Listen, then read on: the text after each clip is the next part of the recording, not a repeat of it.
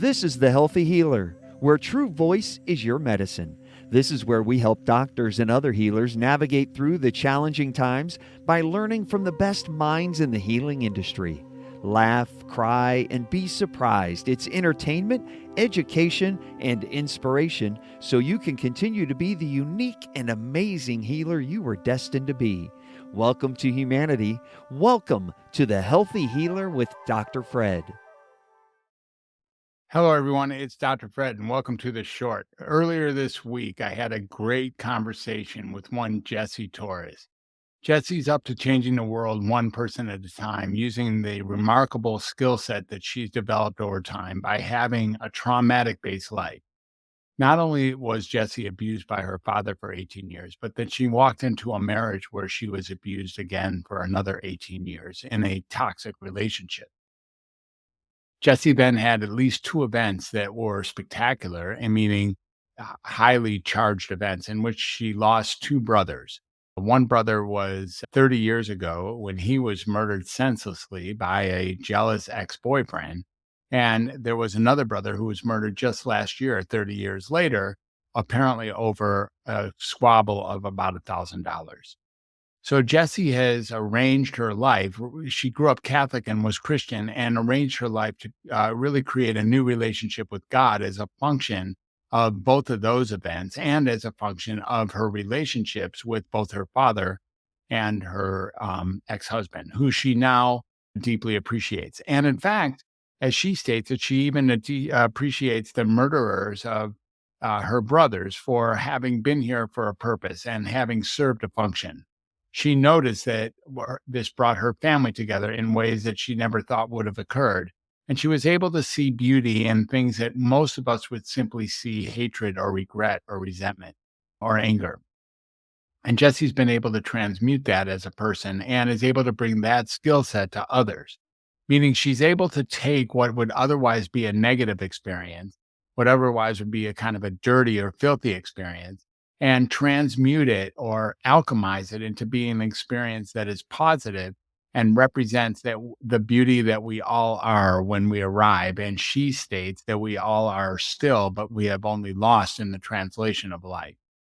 So I couldn't agree more with a whole lot of what Jessie says. The idea, of course, is that we all have access to an inner core self that is totally beautiful and totally delicate and tender, but also incredibly courageous and bold.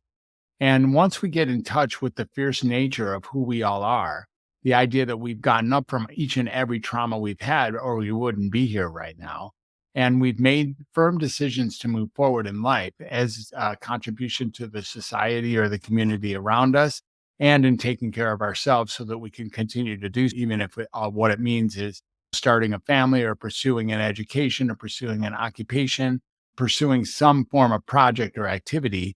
We have all done that because that's all stated by being here now.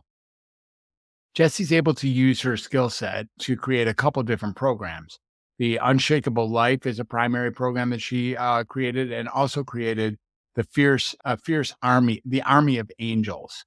And the idea is that fierce grace is what's required in order to do that. And you can hear that it's self-explanatory when we're talking about fierce grace. We're talking about someone who is able to access the fierceness of their grace, like actually the gracefulness of their ferocity. So what is the point here? The point is that we are all those things and we are limitless. And it is only in the traumas that we experience and what she calls the loss of safety that usually occurs as a child that creates a lifelong despair or a lifelong limitation. Where are you stopped? Wherever you're stopped in life, you have a limitation that you've developed for yourself. You've had a contraction, maybe a fear, and you've had something that prevents you from being who you know yourself to be by you falling prey to the fears and to the contractions that you have. I wonder what it would be like if we were able to overcome of our fears, overcome those contractions, overcome those impulsive, reflexive responses to create limitations to our traumas.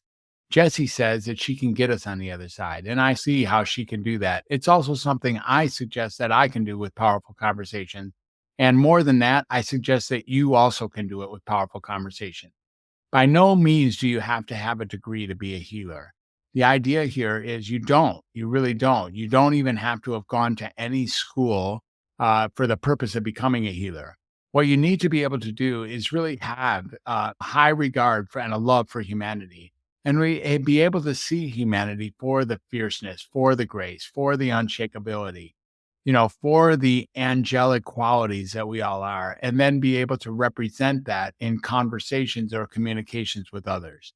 Once that is done, that's where healing emanates from. That's where love emanates from. And that's where a purposeful life can emanate from. So it all starts with the sense of a loss of safety, usually as a child. And from there, we contract or we become afraid. And then from there, we start making decisions and non decisions based on that fear. I was able to represent a childhood fear I had of Wayne, the safety boy, back in when I was in fourth grade. He terrified me one day when I tried to cross the street against his will. And I spent the next 2 years avoiding him and being afraid to walk home every single day for those years. She really had a great question for me, which how has that affected me up until now?